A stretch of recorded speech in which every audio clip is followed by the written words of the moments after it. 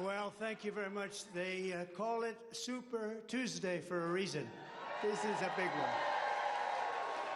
And they tell me, the pundits and otherwise, that there's never been one like this. There's never been anything so conclusive. This was an amazing night, an amazing day. It's been an incredible period of time in our country's history. It's been sad in so many ways, but I think it's going to be inspiring because we're going to do something that, frankly, nobody's been able to do for a long time.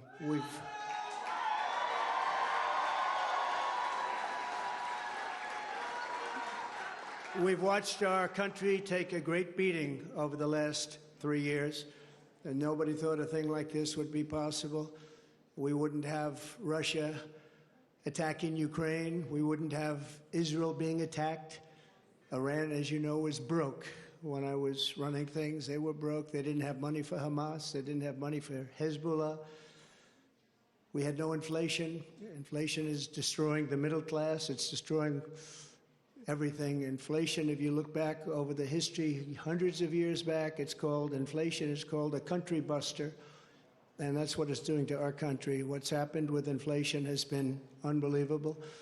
A lot of people say, a lot of experts have said the stock market's the only thing that's doing well, and that's doing well because our poll numbers are so much higher than Joe Biden's.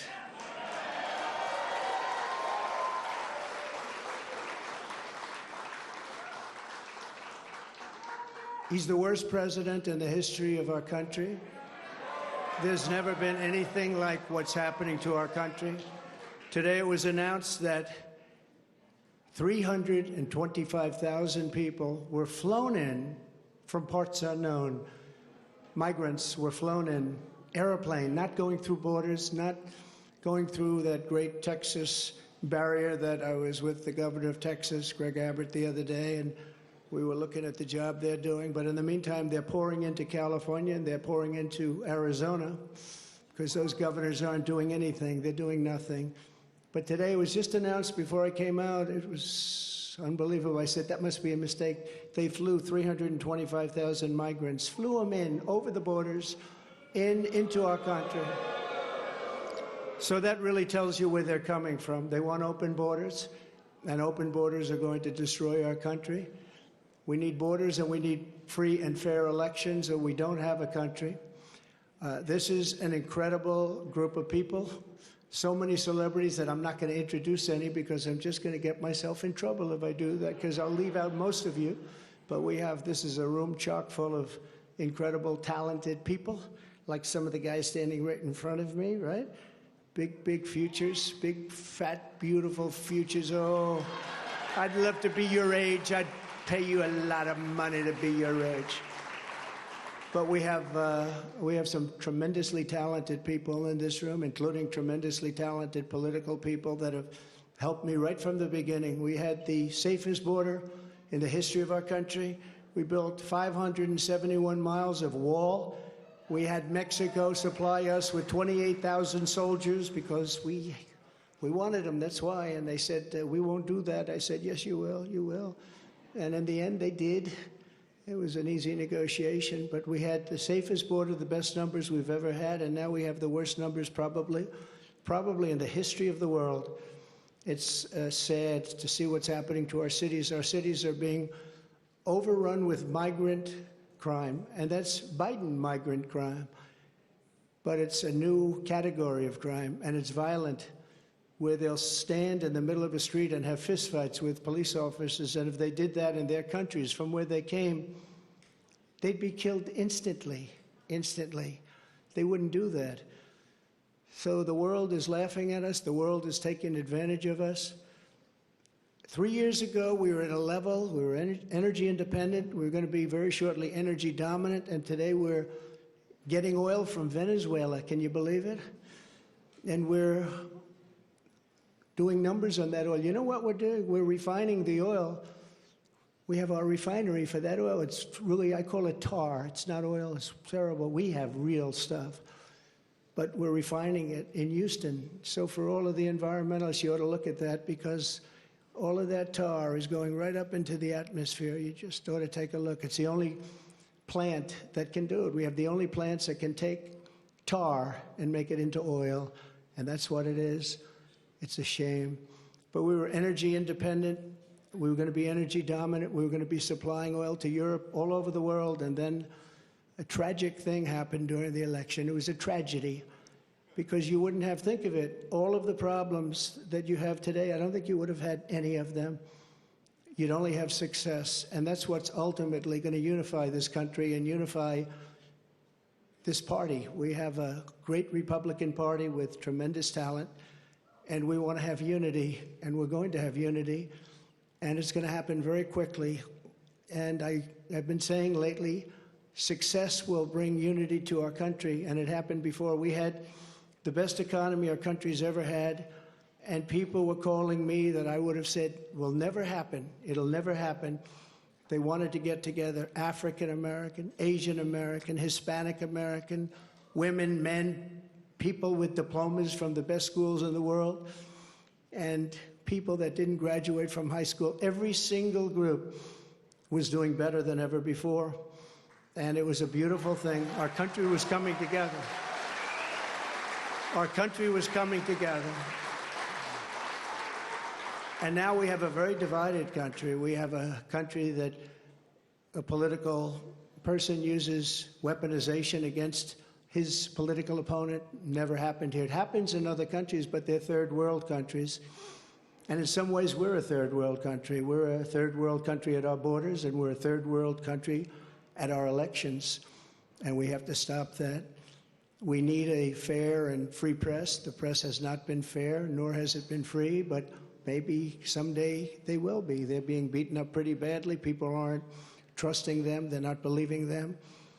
And really, it's a very important factor. The press used to be the policeman. It used to police our country.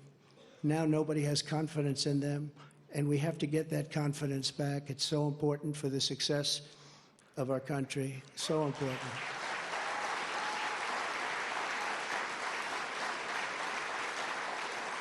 So this has been a day that we've been waiting for. I want to thank my family for being here. It's a great family. I have a great family.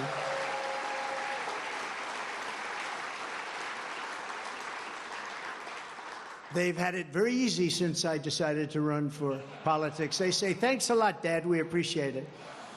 But they're strong, and they're very capable people, and they love the country. They really do love the country, and we appreciate it. And I want to thank everybody at my staff. Susie, Chris, incredible job. Incredible job you're doing.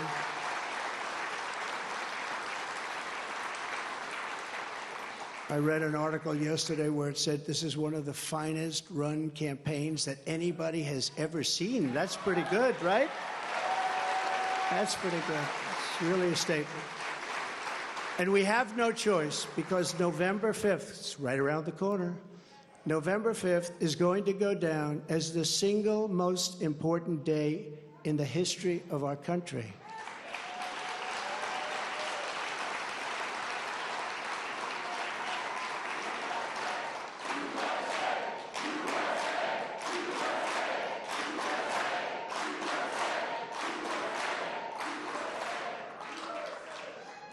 We're going to take it, and we're going to make it like it should be, respected. Right now, we're not respected. Right now, our country is known as a joke.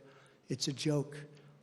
Other leaders who I speak to, other leaders can't believe what happened to us, because 3 years ago, we were the most respected country anywhere in the world by far. We were doing things that nobody could believe. China was paying us billions and billions of dollars. In 25 years, they paid us nothing, zero, not 10 cents. I was getting billions of dollars, and they were happy about it, as happy as you can be. Of course, maybe there's reasons for things having happened, but they were not so happy with certain things, I guess, based on things that took place. But we were getting along with everybody. We were getting along, and we were respected by everybody. We had no wars. Remember when I had the debate with Hillary Clinton? She said, look at him, look at that personality. He's going to cause wars. I said, no, my personality is going to keep us out of wars, and that's what happened.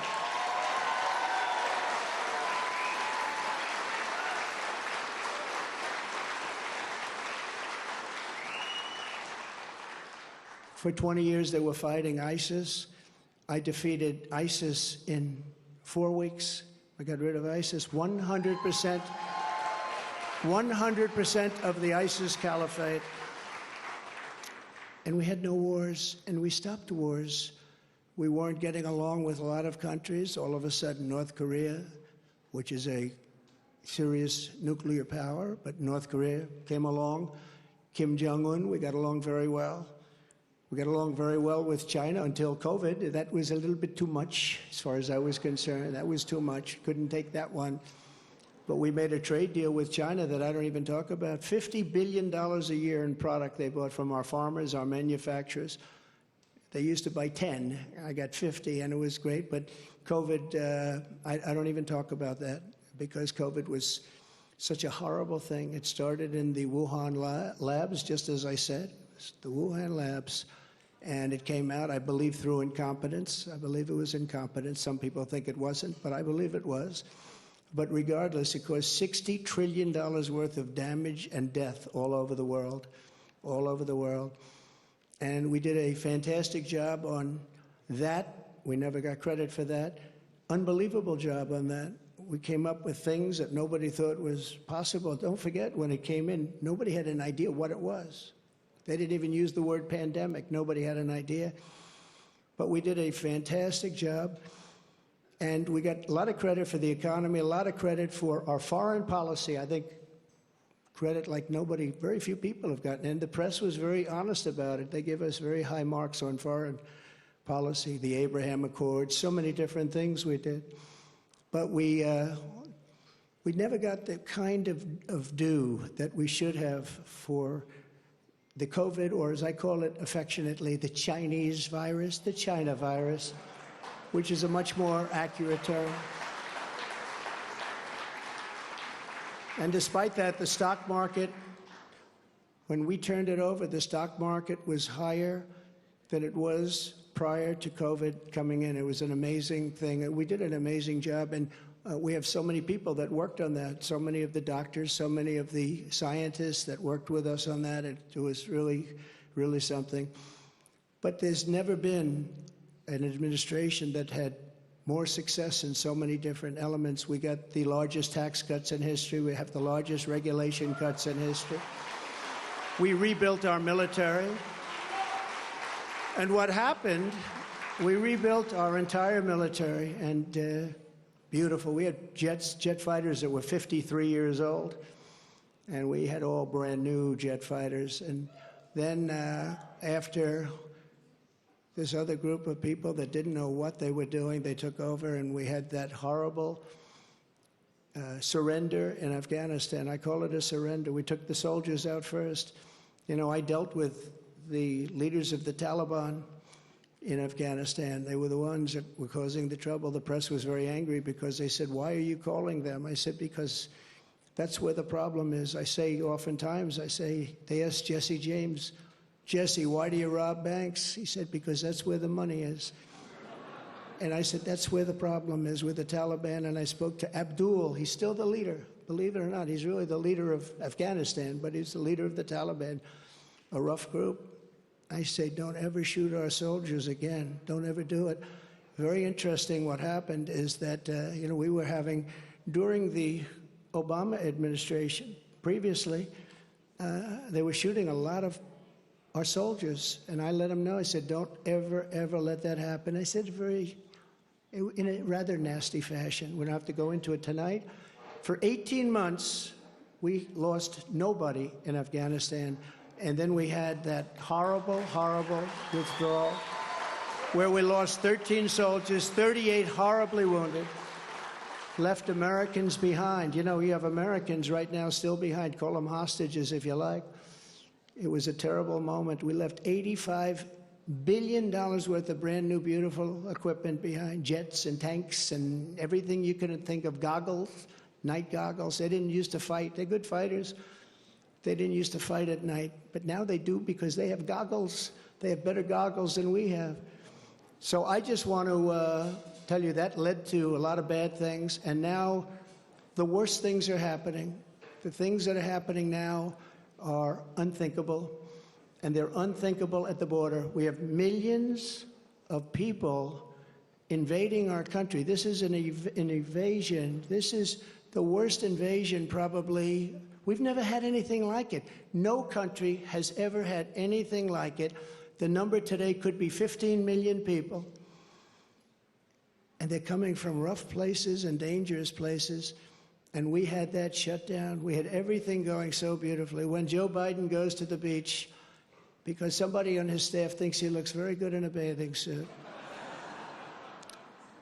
until he can't get his feet out of the sand or lift the chair, which weighs about 9 ounces.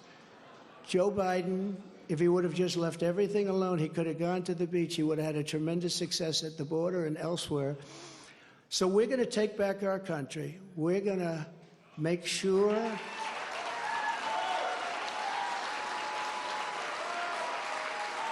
we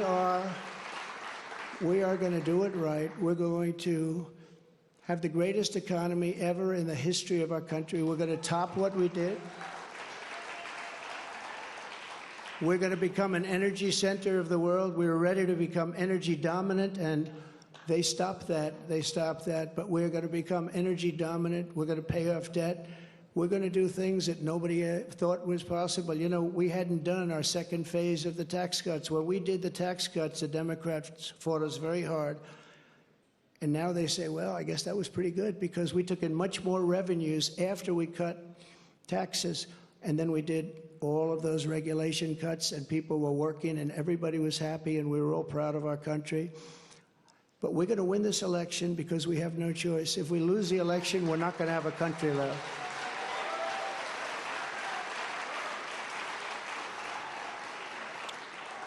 And we're going to do something. Thank you very much. We love you too. And we love our country.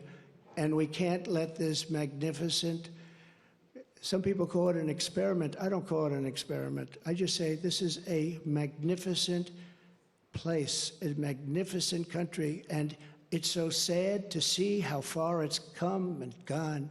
When you look at the depths of where it's gone, we can't let that happen. We're going to straighten it out. We're going to close our borders. We're going to drill, baby, drill. We're going to get the inflation down. And we are going to make our country greater than ever before. And we're going to do it quickly. We're going to do it quickly. It's going to go fast. We have to get the criminals out. We have many, many criminals that have entered our country. We have people coming in from such bad places, and we're going to have to get them out. We have murderers that are being deposited into our country. We have drug dealers at the biggest and highest levels that are coming into our country. We have people coming into our country that just shouldn't be here. But many, and I say many, large percentages, they come in through the caravans. They come in many different ways. Now we find out again, they come in through airplanes. We send them in. This is crazy. But they come into our country, we're going to stop them. We're going to close our borders. We're going to have to deport a lot of people, a lot of bad people, because our countries can't live like this. Our cities are choking to death. Our states are dying. And frankly, our country is dying. And we're going to make America great again, greater than ever before. Thank you very much. It's been a big night. Thank you very much.